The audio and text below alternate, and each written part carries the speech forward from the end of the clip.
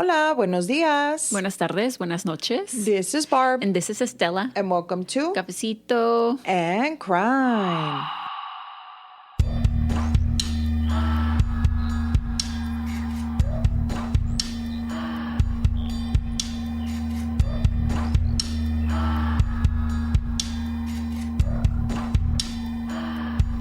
Anyhow, how is everyone doing today? How are you doing, Sisterna? Better than you? Apparently, I am not feeling well today, so ando ¿Apagada? No ando al 100. O sea, ando como a un 85. Sí, por ahí. Por ahí. Hitting 90 de repente, pero de repente no. So, pero I could be better. Yeah. I could be better. Yeah, for sure. For sure. Pero I did work all day today, and well, I would hope so. You know, it's a weekday. But yeah, but I'm off tomorrow. Okay, and yeah, the rest of the week. It. So yeah, and then I'm off Monday as well. So my little mini vacation that I'm not doing nothing. Pero your favorite. Exactly. That's doing your passion. Nothing and laying down is my life. Is my life. I like to también rot in bed. That's like a passion. That's It's the best. I think you're a little bit worse than me sometimes at moments, but then sometimes at moments I'm worse than you. So it's like we even out. Well, I like to do it at night. Me too. Like de 6, empezando a las 6. Yeah. Yeah. Yeah, a mí no me gusta andar en la calle tarde. Andar en like 2 in the no. You invite me, please make like sure after I'm home by 9:30. No, like after I already did everything I had to do for the day. Like even if I finish super early, like if it's 3 p.m. and I'm already done for the day, I'm like, okay, this is what I'm going to do. That's what I'm going to do. That's it. I'm just going to not lay down the whole time, but for the most part. No, I lay down. You know, ¿no te duele la back? No. Oh. No, I don't have that problem. But I did get new sofas, so that's good news. Yep. And looks like I just sat on them and stuff. Yeah. So they just came in yesterday, but this is the first time that we've had a sectional. Yeah. We've always had like sofas. So, pero my thing, gracias a Dios que my mi living room is big enough to be able to put a sectional in there. Yes. So I was like, we have to give it a chance. Yeah, I mean, you could just move stuff around, see how it looks and stuff. But now I'm ready for like cozy season, watch a movie or something like that. Y también como ver el football game. Oh, yeah. That kind of thing. So I'm excited for that. That was the news for the week. And then also, happy July, everybody. Julyer? I am a Julyer. Yeah. Yeah. Aren't we all? Aren't we all? And then it's Estela's birthday month. Mm-hmm. And that's exciting. Mm-hmm. We're celebrating all month. Estela does not like celebrating her birthday. So that is why we're celebrating. No. Yes. Yeah, we are. I don't give a fuck. No. Yeah, we are. Déjame en paz. No, nunca. So anyway, today we are going where, sister? For today, we are going to Fremont County, Colorado. Fremont County. Colorado. Sí. Así se llama, like Fremont County. No, nada más. No, it's literally, it's a county, like Harris County. Sí. So, but this one's Fremont County because it kind of takes place in several places. In several little towns. Okay, all right. So if you'd like to come to Fremont County, Colorado with us, go ahead and grab your cafecitos. And let's get started. Pinche mosca, la verga. No es mosca, güey. Es una gnat. Ugh. Anyways, we have multiple. Well, just 2. Multiple. That sounded like 11 and shit. Yeah, sorry. Fun, random, interesting facts. With the first being that the county is home to geological formations. Ooh. Let me explain. Hold on. No, but I remember I talked about this before somewhere that we went. I think don't remember where. Pero también about geological formations. Yeah, sounds like familiar to me. Exciting. Now, these geological formations include dinosaur footprints. Oh. And evidence of early Paleo-Indians who were the earliest human inhabitants of the Americas. As they should. Arriving during the last ice age. Amen to that, sister. Just saying, you know. That's awesome. So that's number 1. The second is that the rural part of Fremont County, there are 15 prisons. Okay. Which includes ADX Florence, which apparently ADX Florence is the only federal supermax prison in the U.S. Wow. Yeah. Supermax. And also there's like a beautiful scenery. I think it's called the Royal Gorge. Just, it's like a canyon. Just beautiful, beautiful outdoorsy I have location. a question. Yes. What makes it Supermax? No sabe. Okay, está bueno. No, pues, I just assumes like max security, right? Yo me imagino. But just the fact that it's super max sounds awesome. I can pull it up. Do you want to know that bad? No, I don't want to know that bad. Okay, but now I'm going to tell you. Ta madre. A supermax prison, also known as a super maximum security prison or control unit prison, is a type of high security correctional facility designed to house the most dangerous and disruptive inmates within a prison system. Wow. Which, I think it says it in the name. Yeah, for sure. No, pero, o sea, mi pregunta era porque, I mean, was there a particular reason for that? Like, did they... Like Supermax? Yeah, like, I wonder como... I don't know. I guess I'm just thinking out loud. Yeah, it says that the purpose of a Supermax prisons are intended to isolate and control inmates who are deemed too violent, disruptive, or escape risks. Even for maximum security facilities, they are often used for inmates with a history of violence, gang affiliation, or repeated disciplinary problems. Danger.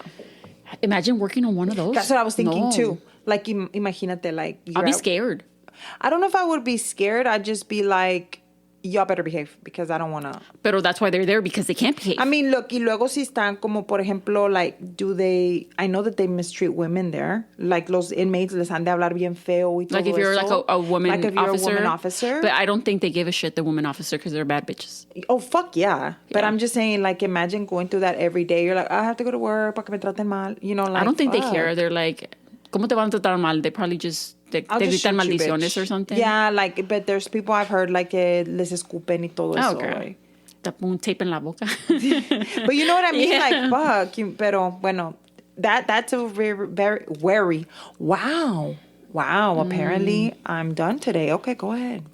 So, that's that. But again, very beautiful area, very greenery. Qué feo que ahí está en la cárcel y está tan bonito ahí. Yeah. You know? Son 15. 15, güey. Yeah. Está cabrón. Yeah, but it provides a lot of jobs for the yeah. Of course. And security for the country, keeping them there, you know? Yeah. So we'll begin with twin brothers, Joel and Michael Stovall. Okay. I like that. I like the fact que no se llaman ni como... I hate it when people, like, have their twins y que les ponen que se escuchan no, igual. Oh, okay. Como ching and cheng. You know, like, bruh, your mom... Como like... Like Michael and Micaelo. Isn't that the same? I know, but I'm just saying. Como Johnny Joel? Yeah, ándale. Johnny Joel. Or like Victoria y Victor. Oh, okay. You see what I'm saying? Like that. Ana y Ano. Ana y Ano. Exactly. You I don't know about no Ano, pero lo que yo quiero saber es que nothing about Anos. No. Okay, so again, Joel and Michael Stovall. So the two grew up in Florence, which is in Fremont County, Colorado. And I'm assuming they were also born in the area sometime in the late 70s to parents Linda and Rob Stovall. The boys were always together. And yes, they were twins, but usually even twins grow into their own individual person with their likes and dislikes. Mm-hmm. Not Michael and Joel. They were described as being eerily similar. They acted the same, dressed the same, had the same haircut, and liked the same things equally. Wow. Yeah. In elementary school, they were bullied.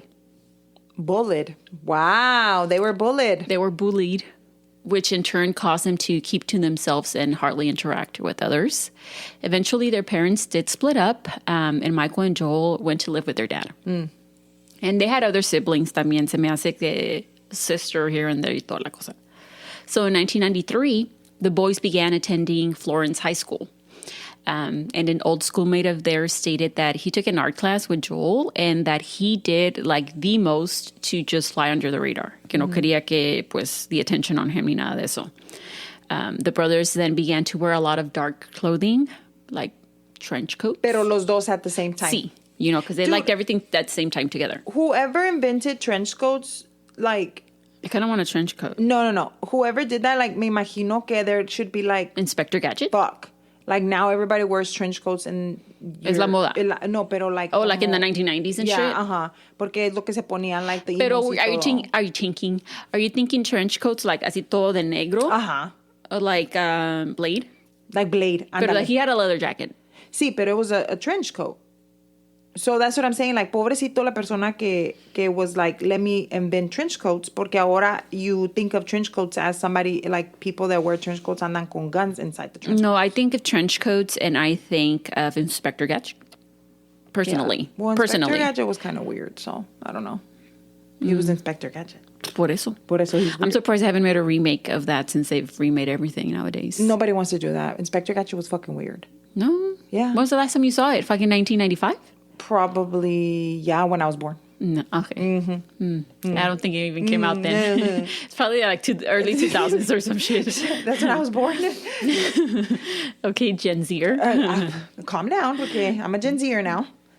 And they also wore combat gear apparel. That's what I'm saying. And camouflage. ¿Ya ves? O sea, que they were camouflaging from what themselves? Well, they were being bullied, so...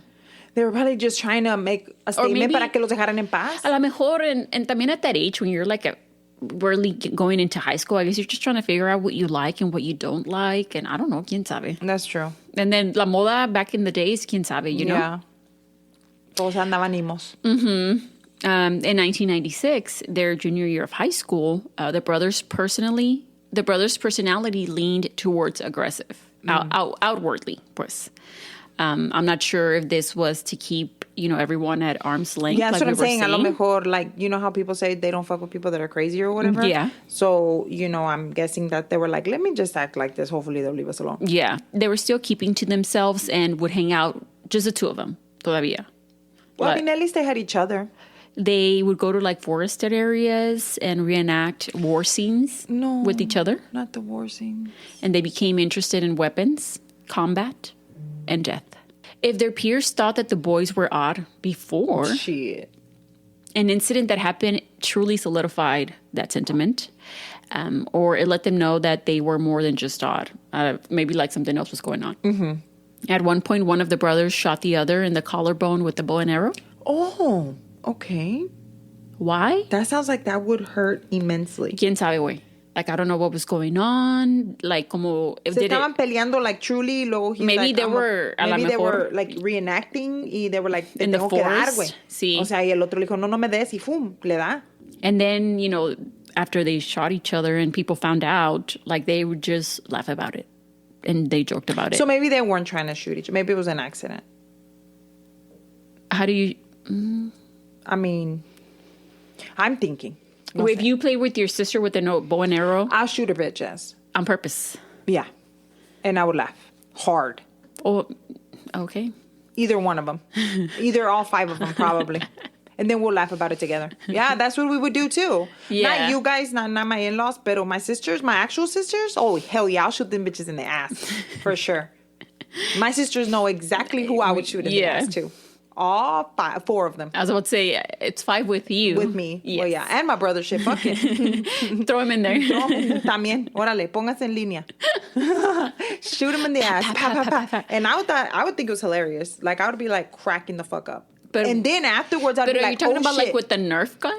No, wait. Well, with the bow and arrow. Yeah. But I would be like, after, I'd be like, oh, shit, I just shot everybody. And then you're going to get in trouble because you have to go to the hospital and your parents are going to be like, ¿Qué le vas a decir? No, don't tell mom. Shh. No, my sisters would tell on my ass quickly. Like, my sisters all would snitch. Your brother? My brother not. No. He would probably bleed to death and then probably be like, oh, I think I need to go to the hospital. And then he'll say, yeah, es que me caí or something. My brother. But my sisters, they'll tell on my ass. Now, as we've gathered, they had problems fitting in, I guess you could say, Joe and Michael. According to Scott Branham, another former schoolmate, said about the brothers, quote, they didn't have a lot of friends, they didn't hang out with other people, and they were acting militant. So I wonder if they didn't really care to fit in tampoco. They were just having a good time. The kind of people who wanted to be in the army, end quote. Oh, my bad. I didn't mean to interrupt. No, you're good. I don't know. I wonder if they were just like, I just want to do this. I don't care what you think. Like, by this point, they were already kind of were like, oh, I got you. Fuck it. It's just you and I. Yeah. Let's just do our thing. Yeah, let's play war. While the boys had once been bullied by their peers, at this point, they became the bullies. Oh, Lord. They'd harass their schoolmates and even threaten them. Es que ya se pasan. O sea, está bien, you want to fuck with each other y todo, pero, I mean, ya, o sea, don't harass other people. Right. There were also reports about them carrying knives and things like that. I'm not surprised, are you?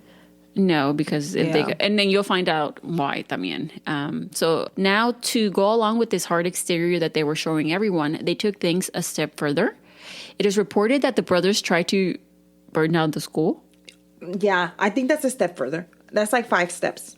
Yeah. That's a leap. Yeah, that's a jump. Yeah. This caused the school to evacuate about 500 students. No, Mom, it's not the evacuation. Thankfully, no one was hurt, but it did cost $420 worth of damages. Yo le hubiera cobrado el money a ellos. Hey, y'all need to pay that shit. Now, due to this stunt, Joel Stovall was expelled for the rest of the year, and Michael never admitted to doing anything. A la madre. Se quedó calladito. That's weird. But he was still asked to leave the school for a month. Because they kind of figured that they were in cahoots, los dos, porque eran uña y mugre. So the two just never returned. They just left school and they were going to. And then that was that. They just didn't finish high school. Nope. Okay. Yeah. Which is fine, but I'm just saying, like, isn't that weird that they just figured that they both done it? I don't know. I mean, I guess with all their actions together throughout the school year, and people that said that they were odd and they just do weird stuff, I guess. I mean, nunca mirabas a uno haciendo algo solo, ¿verdad? That's true. Their lives for the next couple of years were just going from odd job to odd job. At one point, they worked as guards at the Colorado State Penitentiary, where their mom, Linda, was an officer.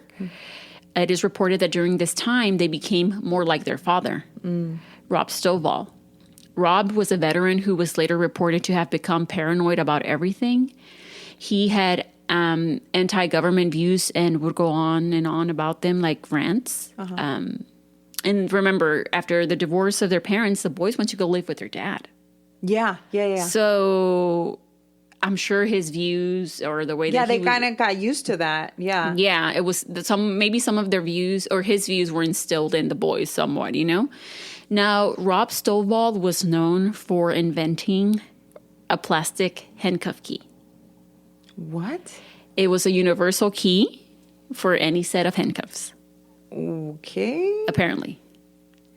So that's on record. Yeah. In the little town that they knew that Rob created this plastic key that would unlock handcuffs. Any handcuffs. Okay. And that would be bad for the town where they had all of these prisons. Now, he passed down this to his sons, how to make this key. And by now, the boys are in their 20s. Okay. And Michael. Young man. Yeah. Michael and Joel were even more into weapons and acquiring them now. One of them was carrying a concealed handgun 90% of the time. And they just went like balls to the wall, became extremist. Wow. They were... Pero todo esto base a su papá, because they were never in the army. Right. Okay, no, they never enlisted. They never enlisted. They never finished high school. They never got an education. They were just based on their dad. Yes. Lo que decía el papá. Okay. Yes. They were into a specific magazine called Soldier of Fortune, which reported on wars, counterterrorism, conventional and low-intensity warfare, and counterinsurgency. Now, Misty Viles, who was actually married to Michael for about 2 years, later went on to say that Michael and Joel believed that the government was taping their phones.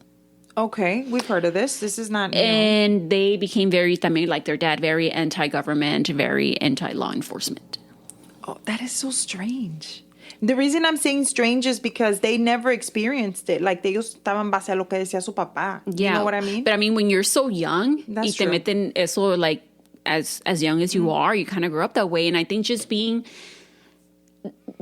I don't want to say being weird, but just... the odd person not being able to like connect with their own peers and maybe I feel like maybe that all that played a part. Como they were just angry at everybody and they just took that as, I guess. I guess. Okay. This brings us to September 28th, 2001. Okay. So that evening, just after 8 p.m. in Penrose, Colorado, Sheriff Deputy Jason Schwartz responded to a 911 call about shots being fired at the Stovall's family property. a neighbor called it in, stating that they heard around 7 to 8 shots ring out. And I believe it was the Stovall's, like the grandmother. Mm-hmm. Okay, so it was her house or her home or whatever. So Deputy Schwartz interviewed the neighbor and upon his arrival to get an idea of what was going on. And he gathered that one of the twin brothers, I don't think he knew at the time who at this point were 24. They were 24 years. Well, estaban grandecitos. Ya, pues ya, ya eran hombres. Ya eran hombres. Ya tenían pues, pelos. Sí. Had shot and killed a dog. No, not the dogs. Not the dogs. I'm not please. sure whose dog it was. I'm not sure. Maybe it was the neighbor's dog, but that was the claim that was made. I need people that shoot dogs to shoot themselves first. Don't shoot the pets, please. Yeah. I don't know why they do that. Why? The babies are so Háblale a la harmless. perrera. No, ¿y qué le estaba haciendo el perro? Nada. Allegedly. We'll get into that later, too. So, Deputy Schwartz, supervisor, the Sergeant Tony Escobal, also arrived at the scene. Okay. And he already did not have a good relationship with the Stovall family. So things began to, heat up. Sergeant Escobal made the decision that Joel Stovall was going to be taken into custody. Why? Was he talking shit? Because he's the one that allegedly shot the dog. Well, sí, yeah. Yeah. Not much later, llegó Michael. Michael no estaba ahí al principio. Okay. He ended up showing up. And as he learned of what was going on, things again started escalating. And Deputy Schwartz told Sergeant Escobal that Michael threatened him. And the decision was made that also Michael was going to be taken into custody. Everybody's going to jail. With his brother. Yeah. The twins. Pues. The twins. This caused the rest of the Stovall family members who were there. Eran como unos 8. A la verga. So I don't know if it was like a family gathering. Okay, verga. Because I think it was like a Friday or some shit. Okay. Everybody started going crazy. It was like a little mini riot, pues. Porque se iban a llevar a los twins. A los twins. De Yeah. que no te lo lleves. Que no, que Yeah, they were así exactamente screaming, arguing with Schwartz and Escobal and puro pinche desmadre. Both Joel and Michael were placed in the back of Schwartz's car. And we soon learned that Michael wasn't searched beforehand. So Deputy Schwartz... Nada más los, como quien dice, like everybody was going crazy, so nada más los metieron al Se me hace carro. que a Joel, como a Joel era el primero que they were like, okay, you going to jail, bitch. Yeah, so they were like, they searched them, blah, blah, blah. y luego llegó aquel, se hizo puro pinche desmadre, blah, blah, blah. And they're like, you no. going to jail too. Métete. Y nada más los, yeah. Well, I mean, that makes sense. Deputy Schwartz then proceeded to drive them back to Fremont County Sheriff's Office. And Sergeant Escobal stayed behind with the Stovalls, try to calm everybody down. Be like, hey. Calm down. Y'all can come and get them and whatever it is. Yes. Let them sit in jail, whatever it is. Now, in Deputy Schwartz's car, Michael, who had a handmade plastic handcuff key on him. Not the key with that plastic. Used it to free himself from the cuff. Because it works, apparently. And as he was doing so, Schwartz looked into his rearview mirror. Y lo miró. And saw it, yeah. And he dispatched this over on the radio and stating that the second party he had in custody attempted to escape and that a charge should be added. Okay? Oh, okay. So dispatch responded, I don't know, que dicen 10-4 or algo así. 10-4. Not or the something. 10-4 Is it the 10-4? I don't know. Yeah, I think it is 10-4. I don't know police lingo. Yeah, I could ask. Okay. They then requested his location, right? Because they were like, hey, this... ¿Dónde estás? ¿Dónde estás? They're trying to escape, and there was no answer from Schwartz. Oh, shit. Pero I thought que, and once again, I don't know, because I don't know the police information, pero I thought that the cop car estaba atrancado, no tienen como algo enfrente. ¿Las rejas? Tiene unas rejas, ¿no? ¿Enfrente or between sí, like the... in between the yeah, like a, seat, y luego, yeah, like a partition. Y luego está atrancado eso, ¿no? I don't know. Oh, okay. Pues what does it have to do with... I'm just asking, like, if the guy... I think there has to be some sort of, yeah. Now, and they continued to request his location multiple times, and each time went unanswered. So we later learned that Michael had a handgun on him. Hijo eso. Some reports say he had 1. Some reports say he had 2. So quién sabe. Regardless, after freeing himself from the handcuffs, he reached for his weapon, and which was a 9mm handgun, and he shot Deputy Schwartz in the back of the head multiple times.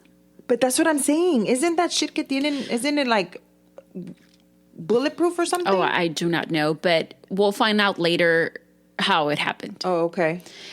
Which in turn, caused Schwartz to crash his car, his patrol car, into a ditch. Yeah. ¿Iban los dos ahí? Mm-hmm. Los dos muchachos, los dos twins iban ahí y el cop iba solo. Right. Okay, got it. Yes. So Michael and Joel both exited the vehicle, pulled Schwartz out, laid him out on the ground, and then proceeded to unload more shots into Deputy Schwartz, a total of 16. Why? ¿Qué les pasa a estos idiotas? So Sheriff Deputy Jason Schwartz was 26 years old. Oh my God, he was a baby. He was my age. Okay, bitch. He was known as a guy who would give anyone the shirt off his back, just an all-around good person, the goofy one on the force. He had a wife. Why is it always them? I don't get it. His wife was Cheryl Schwartz, whom he had just married earlier that year in January. Oh my God. And the couple had also just welcomed a baby boy, Jason Jr., just 5 weeks earlier. My God, he was so little. So Fremont County Under Sheriff Derek Irvine arrived at the scene after being radioed over about a patrol car in the ditch and some possible shots fired. Okay. So at this point, the actual, ¿cómo se le llama? Dispatcher no sabía dónde estaba el police. Right. Entonces then somebody is driving and they're like, oh, we saw a car. Patrol car. Okay, yes, got it. Okay. He noted that the doors on the car were ajar, and that there were dimples on the outside of the door, which were bullet holes that had been shot from inside the car. You know, you could tell right away. Yeah. And he said that he looked inside the car and just a bloodbath, just like blood everywhere. And he said that he recognized it being Schwartz's patrol car. He said the only thing that I recognized of his was his spit bottle. I don't know. Yeah, because that's when they chew tobacco. Oh, okay. Yeah, and they spit in a bottle. That's disgusting. But anyway. So he found Deputy Schwartz about 15 feet in front of his patrol car face down. And he rolled him over and just saw the brutal injuries. He radioed over that what he had found and called for medical personnel, and he wanted everyone to be notified that an officer was down. Mm-hmm. So he began doing CPR because Schwartz was still alive, though he noticed that it wasn't working. But he continued until the fire and rescue arrived and took over. Schwartz was then put into the back end of an ambulance, and they started working on him, and he was intubated, but he was pronounced dead at the hospital. Yeah. So a manhunt for the Stovall twins began, and this was just like right after 9 p.m. and would last 24 hours. So after shooting Deputy Schwartz, the brothers walked to Florence from Penrose, which was about 5 miles, to where I believe Michael lived. Or I don't know if they both lived there or solamente Michael, or if quién sabe. But Michael lived in a mobile home in the Alpine Village Trailer Park area. And to no one's surprise, the home was filled with all types of guns, weapons, tactical gear, handguns, AKs. And there's the cuerno de chivos. You name it. And you know what? Sadly, I mean, it happens people have, like we talked about this in another episode, it is so easy for people to just get guns like that. Yeah. And this was in 2001. I don't know how, not that the laws are any better now. But no, not at all. So, and I think maybe this was like the hardest night for anybody on the force in Fremont County. Yeah. And I just think that maybe, September 11th had just happened. So it's just like, you're going, like, there's a war is raging on you by these two people. Exactly. And the fact that they had that many guns, what are you like preparing for? I don't know. Well, they're anti-government and anti-law So they probably, at the same time, besides the guns, they also had other things like... Yeah. We learned about it también a ratito. Now, at around 11:30 p.m., an off-duty officer for the Florence Police Department, Toby Bethel, was at home with his family when they heard all the sirens going off. He told his wife that he needed to find out what was going on, and so he grabbed his radio and learned, what happened to Sheriff Deputy Jason Schwartz, that he had been shot and killed. So he went into work, and when he reached the police department, he was updated on what truly had happened. So all officers, including, he was a Corporal Toby Bethel and Officer Eric Baker, were dispatched to 3 areas around town, which then police Mike Ingle believed that, Joel and Michael might go. One of those areas was the Alpine Village area in the trailer park. So they were only supposed to go and do surveillance, just wait outside. Pero they didn't have the right number of the trailer that they thought that they might be at or that they might go to. Okay. So to verify that they were looking at the right one, they decided to get close to it. Like pasar por mero enfrente instead of, keeping a distance. And as they were driving by it, they saw a pickup truck off to the left with some shadows. So just before Beto's cruiser pulled up, those Stovall twins, now armed with all their gear and all their weapons, exited the trailer home. And as a neighbor was pulling up, they pointed their guns at him. It was a couple, and stole the pickup truck. Okay. So as they were loading they're like now they're right there for like war. Yes. Like they're dressed like me estoy imaginando, no sé si estoy bien o no, pero like they went into their house and they're like, okay, let me get everything that we need because it's about to go down. Yes. Basically is what I'm thinking. Yeah. When you're about to go into war. But do you think you have that mentality of like, okay, well, we killed a police officer. Now this is what else could happen? They're going to come after us. Yeah, they give no shits anymore, I think. Like, they're like, fuck it, let's just go and... Balls to the wall. Balls to the wall, yeah. That's what I think. I don't know. Pero me imagino como que they were like, we go to the house, agarramos todo lo que quieren, I guess, o lo que se puedan poner. And then now we're ready, and it's like, it's go time. That's the way I see it. Kind of like a terrorist. Like a terrorist of, let's see how many we can kill, basically. Because they hated police. Or maybe they... Or law enforcement. Yeah. So...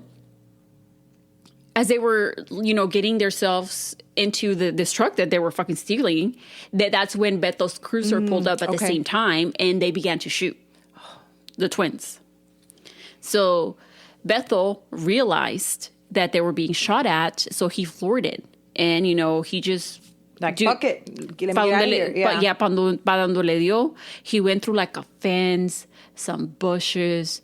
a building, like a little house. Yeah, because he knows that these people don't give a shit right now. They already killed an officer. Already killed an officer, yeah. And he, it came to a stop because he hit a tree. Oh, okay. So, it stopped the car. And he tried to get out of the car. Like Beto, he tried to get out of the car through his window, which had been shattered. But he said that he felt that his feet were trapped y no podía. Mm-hmm. So, and de por sí, they were like on top of like a lot of debris. So Officer Baker, I think he managed to get out. He se escondió on the side of the cruiser. And the brothers approached the patrol car. Yeah, I'm not surprised. I was expecting that. And Toby had to, play dead, pretty much. He had to play dead. Joel and Michael were literally just talking and laughing like nothing had happened, just looking to see if Toby made any movements. Damn. That's crazy.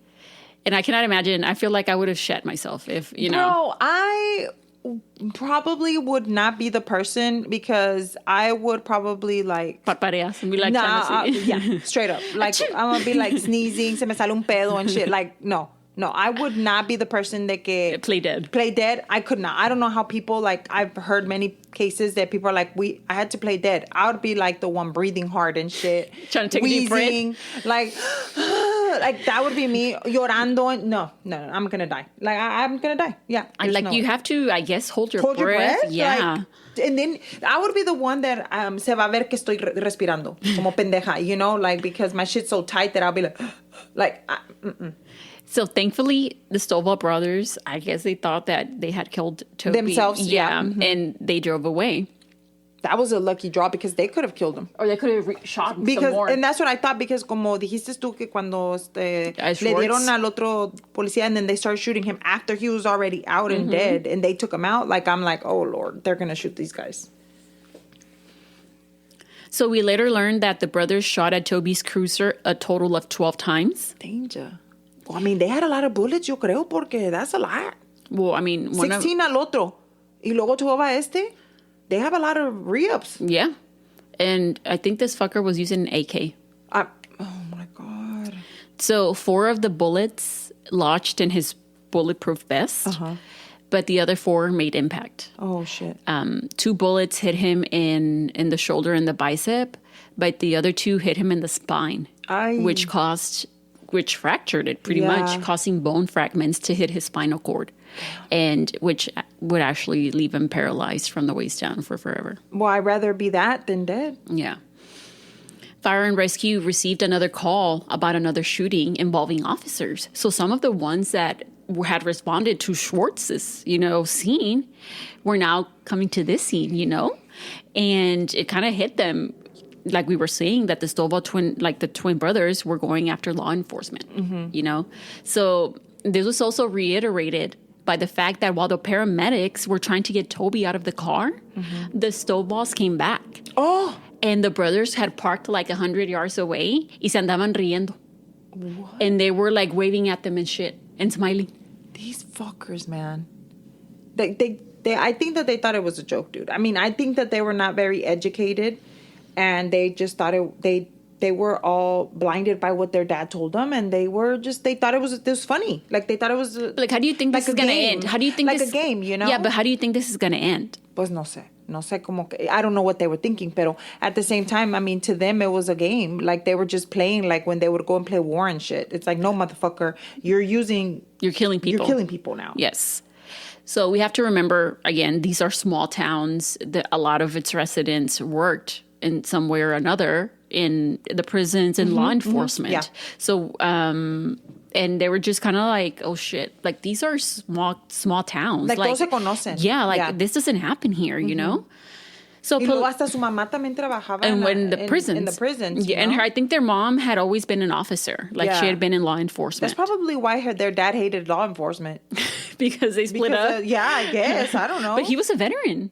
He was government. Well, you know, yeah, pero a lot of the, I don't know. A lo mejor no regresó bien, o algo le pasó, or maybe he was traumatized o algo que PTSD. no quedó bien. Yeah. We're just speculating here, of course. Yeah, I don't know their personal life, pero sí te voy a decir algo que, I mean, these two guys right now, at this moment they were talking, they're like, we don't give a fuck, we're going to kill everybody. Yeah.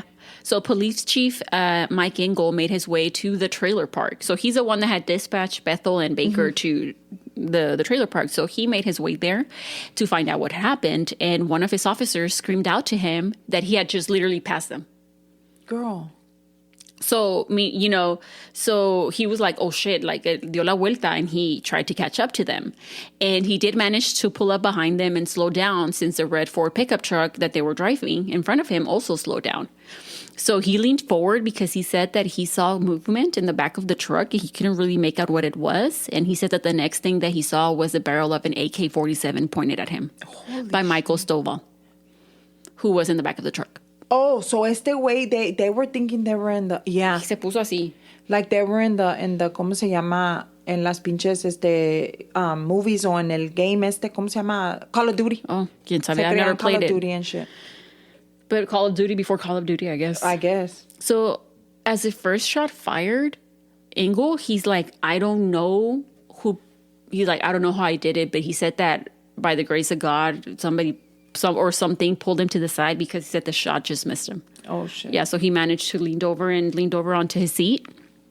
And shots continued to fly at the cruiser, and after a bit, he peered his head over the dashboard and that the truck was gone. Mm-hmm. And he did, get like a few scratches here from like broken glass and stuff like that. But other than that, he was fine. So he radios over that they are shooting with a high-powered rifle. People need to be careful approaching them, right? What type of car they were on, which area they were traveling in, and that he asks for all the backups. All the backups. I need everybody and their mama up in here. Like, I need the next town. Oh, they do come. Over. They do come. Because this is ridiculous. They do come. And then he tells exactly like you just said, everybody needs to be on high alert, and that they're shooting officers and that they don't give a fuck. Yeah, they don't care. Yeah. So now the Stovall brothers were driving west on Highway 50, and they drove through Canyon City, which is kind of like, it has like a little, tiene curvas pues, it has like a winding road. So at the same time, they were exchanging fire with pursuing officers and even throwing things out the back of the truck. ¿Estos qué se creen? Te estoy diciendo, they think they're fucking Mario Kart or qué? And so you think that, they were trying to get away. Pero no. Instead, you know what they did? And this, I know they don't give a fuck, but they really don't give a fuck. Mm-hmm. They pulled off to the side of the road, and then they like try to wait and ambush like officers that were in pursuit of them. Yeah. And they actually managed to injure an officer. Wow. During this time, 17 officers were shot at. Damn. Afterward, they continued to travel west. I mean, anybody could get hurt at this point. Yeah, because you're out on the streets. If you're out on the street, coming from work, nada más chilling. Well, it's midnight, yeah. Pero como quiera, people are still out on the streets and stuff. Especially on a weekend, I think that it was. So Chaffee County, which was in the direction that they were traveling in, was notified of what was going on, and so a roadblock was set up between Chaffee and Fremont, and between the Chaffee and Fremont County line, just past Wellsville, Colorado. So the Stovall got to it, and they realized that they couldn't go forward, so they had to turn back. So they pulled off to the side of the road, abandoned the pickup truck, and then they headed into the Methodist Mountain area, which was very forested, very lush. Around 2 a.m, back in Fremont County, Engel activated the SWAT team. He's like, we need the SWATs. A helicopter was also even brought in to do an aerial search for the Stovall brothers, porque de por si era de noche, and you know. And they already knew kind of their way around in the forest because they would spend so much time over there when they were play fighting and shit. I don't know if they were playing in this forest. But I'm just saying in a forest. Yeah. So they probably knew where to hide and shit. Yeah. By this point, the agencies involved were the Fremont County Sheriff's Office, Canyon City Police Department, Florence Police Department, Colorado State Patrol, Pueblo County Sheriff's Office, Chaffee County, and Salida Police. Yeah, everybody and their mama. Everybody was on the boots. Their mama. Everybody was boots on the ground, I'm sorry. Their mama, their aunts, their uncles, the grannies, everybody. After searching the area by air and on foot that whole night, there was no sign of the brothers. The hunt for them continued well into the next day, and over 100 law enforcement officers were involved. Damn. Since they were having no luck locating them, law enforcement feared that they were maybe heading into the homes of the people that lived in the Methodist Mountain area. So they went door to door, making sure, to let everybody know. To be safe. To be safe. At this point, and be on the lookout pretty much. So roadblocks were placed all over the area. West, north, south, you name it, east. And to make sure that if by any reason they managed to get a car, they wouldn't be able to really go anywhere. So by almost 10 p.m. the following day in Fremont County, a couple of state park rangers, también los state park rangers, pues, were stationed in a tree by a dry creek bed guarding the abandoned truck. They began to hear voices and saw Joe and Michael Stovall walking down the creek bed. And they quickly, of course, yelled to, to stop, surrender, put down their weapons, and, get on the ground and shit. So, based on the last 24 hours, the Rangers expected a fight. I mean, who didn't, right?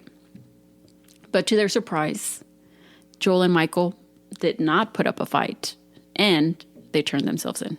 What? And they were taken into custody. There's no way they blew something up. No. You're like, no. No. There's no way. Of course, they were separated. And while being interrogated and asked why what had happened. Yeah. Joel said first that he didn't want his brother to get in trouble. The detective that told him that his brother was already in trouble, I mean, they're like, bitch. Not only is he in trouble, you're in trouble too, motherfucker. Yeah, like, you're not going to get in trouble. Everybody. Joel said, I know, I'm pretty much saying, I know we're in trouble. I know he's in trouble. And, he said, we're both facing lethal injection. He said, I know. Those were his words. Okay. He said, we can't get any more screwed than we are. Then the detective told him, your brother's going to make his own decision. Just like you. So are you going to talk to us? And he started talking. This is what he said. He said that, before he started saying what happened or how everything happened, he said that, yes, that he was going to talk to them. And then he said that he knew what his brother was going to say about the situation. And it was that he was going to take the blame so Joel didn't get in trouble. Mm-hmm. And then Joel was trying to take the blame so Michael didn't get in trouble, right? So they were kind of just trying to cover each other. Yeah. But unlike Joel, I don't think Michael talked to anybody.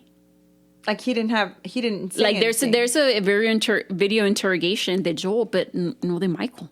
And it kind of reminded me of, back in high school when they set the fire, Michael nunca dijo nada, se quedó callado y el otro es el que ended up getting expelled from school. Mm-hmm. So I just thought that was interesting.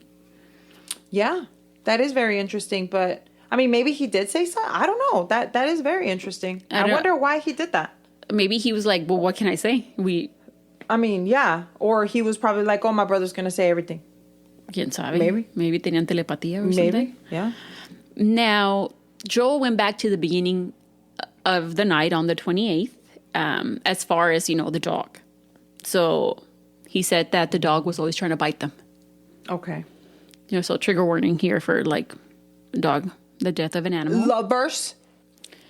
He said that he shot at the dog and missed many times. And after 5 tries, he finally hit it. Okay. He went and dumped the dog somewhere, which we later learned was into the Arkansas River, and went home. Arkansas. When he returned back from dumping the dog, Schwartz and Schwartz estaba ahí, Esquivel. And according to him, he was then told that he was going to be charged with a felony. And in the middle of all of that, like I said earlier, es cuando llega su hermano Michael. So then he was asked how that turned into fucking killing an officer, right? Mm-hmm. And he said, you ready? Mm-hmm. You ready? Mm-hmm. Okay. It was an accident. An accident. That's the best way I can explain it. It was a mistake. Accident. Oh, wow. Okay. Accident. Okay. An accident is cuando you shit yourself. An accident is cuando you order regular instead of decaf. An accident is when you get regular fries instead of getting large fries, but you pay for the large fries. And you get like a medium. Yeah. Or a small. That's an accident. An accident is that, not killing a whole human being. That's shooting him 16 times. You didn't shoot him once, bitch. 16. That's not an accident. That's a choice. Yeah, that's a choice. You made a choice. You and your brother. He said that he explained that Michael had the plastic key, and he had it behind his back, and he loosened the cuff, and that Schwartz saw this, like I said earlier. And according to Joel, Schwartz said, quote, "That's it, I'm charging you with another felony." He then said that he told Michael that he wasn't feeling good. So Michael asked Schwartz to pull over, but that he knew that he wasn't going to pull over. So Michael shot a round out the right back window with his 9mm. He leaned through it and pointed the gun into the driver's side window donde estaba Schwartz and ordered him to stop. Schwartz tried to draw his gun, and Michael shot him several times. And according to Joel, Michael just didn't see another alternative and shot before he was shot. Oh, really? So now it was the officer's fault? Because he was going to get shot. Because he was going to get shot. Interesting. When you shouldn't have in the first place been taken off your handcuffs and have a gun. Or 2, apparently. Yeah, or whatever. After the first shot, according to Joel, Schwartz slumped over. Joel said that he assumed the first shot killed him because it was straight to the head. He said that they then got out of the car and started running. As if you didn't shoot this poor man another times. 15 times. And then they ran to the mobile home, grabbed a couple of guns, an SKS. I don't know what that is. I've never heard of an SKS. And the AK. Yeah, I think I've heard of it, but I don't know exactly. I think it's some type of gun, it's obviously, a high, yeah. But I'm not sure exactly what. SKS gun. I'm going to look it up. Is it like an AK? It's a rifle. I don't know. It's a semi-automatic rifle designed by... I was about to say, it's probably an automatic something. Yeah, semi-automatic. It looks like una escopeta, ¿no? Una escopeta. Oh, escopeta. Not escopeta, una escopeta pendeja. Potato. No. So... let you have those searches on your phone, not me. So Joel had the SKS and Michael had the AK. And these are big ass guns, dude. Exactly. This is not like a small gun. This is like a... It's not like a handgun. Yeah, this is fucking wooden and shit. Yeah. Like, what the fuck? Like you're in the 1960s and shit. So after they grabbed their stuff, they wanted to get away. Oh. So they saw someone pull up in their vehicle, which was the couple, walked up to them, and then pointed their guns and said, "Give me your keys." And then Joel said that they said, "That's okay, we understand, Here you go. Yeah, and and then he said, "They're really nice people." Oh, God. I'm telling you, they were not educated. And then that, he drove, and then Michael got on the back of the truck. That's when Toby's cruiser pulled up. And then he said that he didn't know if maybe that officer was reaching for his gun and what, but that he was scared. And so he fired a few times. A few. This is some bullshit. I'm just. What do you consider right a few? Yeah. 3? Yeah. A few. 3, 4 at the most? 7, 10, 11, 15. Bitch, they shot his car 12 times. 12. That's not a few. That's not somebody that's scared. No, that's somebody that wants to fuck shit up. Yeah, uh-huh. Mm-hmm. And then you're like laughing and shit at them? No. And he then said that the cruiser, started to roll forward, which we know, and they saw that Beto slumped forward and figured he was dead, and then that's when the manhunt started, which we know as well. So he was asked how he felt about the officer his brother shot and killed, and how he felt about the officer he shot, pretending to cry porque andaba chillando. Oh, chillan. Es que chillan. Es que son Para eso sí son buenos. Sí, es que son bien putos. Para chillar, para eso sí. And he said, quote, I was just too scared to think. Wow. And then he said, please don't let anything happen to my brother. Pinche telenovela o qué vergas. La Rosa de Guadalupe. Yeah, bitch. Le dio al aire. What the fuck? Le dio al aire, por eso he was like, don't let nothing happen. Yeah, like, what the hell? Like if that's gonna do anything. Yeah. So when law enforcement searched the mobile home, they found it, of course, filled with weapons, as we know, guns, knives, and what was believed to be ingredients for a bomb. I'm not surprised. Neighbors said that Joel and Michael were loners and weird, odd, that they wore camouflage a lot, which we know. But yeah. And they shot each other, apparently. Yeah. So there was never a trial. What? Because the DA, Ed Rogers, worked out a plea deal where Joel and Michael would plead guilty to first-degree murder, 18 counts of attempted first-degree murder, and 1 count of aggravated robbery. So the deal was accepted, and they were sentenced to life in prison without the possibility of parole, plus 896 years. You know? This was because they didn't want the death penalty. They didn't want to get... Because he mentioned something about dying, dude. Hold on. So now people, specifically family members and officers, the family members of Schwartz, the Toby Bethel, like all the officers, the agencies were outraged by the deal. They didn't understand why Rogers wasn't going to seek the death penalty.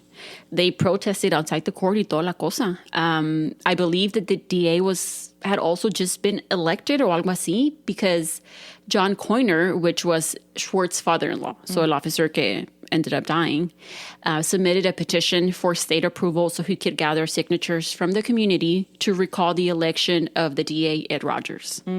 So according to the report, the petition alleged that Rogers' plea bargained too many cases and brought his, quote, personal and religious biases into the courtroom. Oh, because that's why they didn't want to use the death penalty. Yeah. So Rogers, to the backlash, responded that the death penalty probably would not have held up in court since it didn't meet Colorado's strict requirements, and that Joel's confession about the shooting of Schwartz was going to be inadmissible in court since he might not have been read his rights. But, even officers, they were saying, like, if you're shooting at police officers, if you kill a police officer, if that doesn't warrant the death penalty, then what does? Then what does? Exactly. Yeah. So the judge that accepted the plea also took Not the took. Also took a lot of heat for accepting the plea deal. And Judge John Anderson said, quote, a judge cannot reject a plea agreement because the death penalty is not being sought by the prosecutor. He's like, it can't be done. He says judges don't have that much authority. Yeah. That's what he said. Which makes sense. And he was trying to explain that to people like outside the courts. He's like, I can't, yeah. And what's crazy is all of this was sorted out within a month after everything happened. Wow. Like this happened on September 28th. I think by like November it was said and done. Like, okay, you're going to jail forever. Yeah. Yeah. That's crazy. So Michael Stovall is incarcerated at the Arkansas Valley Correctional Facility, and Joe Stovall is held at the Sterling Correctional Facility in Colorado. Now, a year after the murder of her husband, Cheryl Schwartz spoke to a newspaper about her anger towards the whole thing, the handling of the case, the sentencing, and specifically on the fact that there was one person who was never held accountable for the night.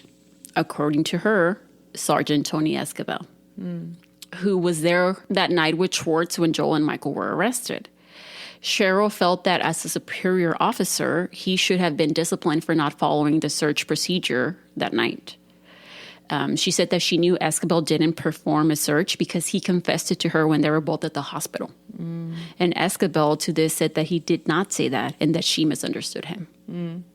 Well, y también, I mean, in that case, if there was two people in the car, I don't know how this works. Once again, I don't know the I asked policy. My inside peeps, and he said that it is like you have to search. No, I'm not talking about searching. I'm just saying, like, if he was taking two gentlemen... He said that can happen. Like, that's that not... One person will take two... Okay, that was my question. He said that's not, like, uncommon, but you do have to search them, you know? And I think depending on the investigation, so they don't talk to each other, you separate them. But if this was just shooting a dog, because he had threatened a police officer, that would constitute...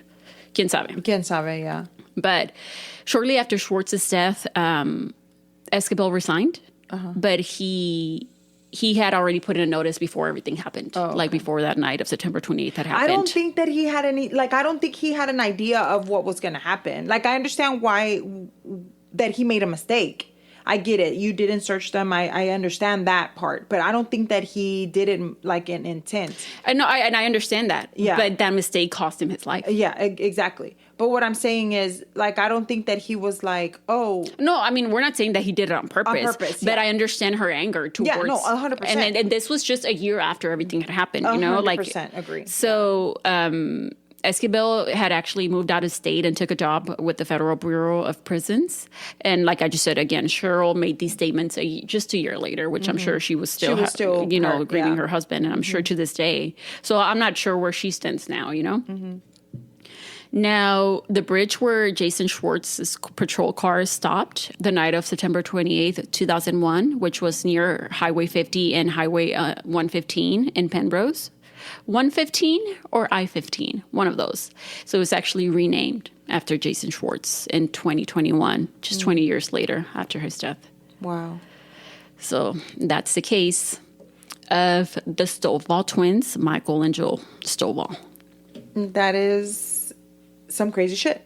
And not only that, but it just tells you how some two persons... I think you just feed your delusions to each other. Remember that we had one case on that twins? As well, twins? No, they weren't twins. They were sisters. They were sisters. Yeah, Foleo-Do. Yeah. The shared delusion. They were like in, I don't remember where. In the UK, I believe. In the UK or something like that. And they were... But what was the delusion here, that they are coming after you? No, they didn't have a delusion. They were both wanting to fuck some shit up. My deal is job. And of course, after I didn't mean to cut you off, but after all of this happened, of course, they they were gonna do like extra training for officers. Yeah, and what I was saying, what I was trying to say was about like the way people could just go and buy a gun like that, not just one, many guns, and make a fake universal key for handcuffs. You know what? Their dad should go to jail for that too. Because they should. He should, honestly, because it's like, dude, you gave them that instrument, that knowledge, and they were doing that shit, and he had a gun, and he just started shooting people for what the fuck is wrong with them? Oh, it was an accident. Don't forget. It was a mistake. A mistake. No, an accident. Oh, okay. He accidentally shot one time. He was in danger. And then he's like, don't do nothing to my brother, bitch. Your brother and you are both going down. Town. Yes, big time. So let us know what you think about this case. Thank you so much for bringing that to us, sister. You're welcome. If you would like to follow us, you are more than welcome to follow us at Cafecito and Crime Pod on Instagram. And if you would like to download our episodes, leave us a review and or rate us. We would really appreciate it. Gotta go. Talk to you in the next one. Bye.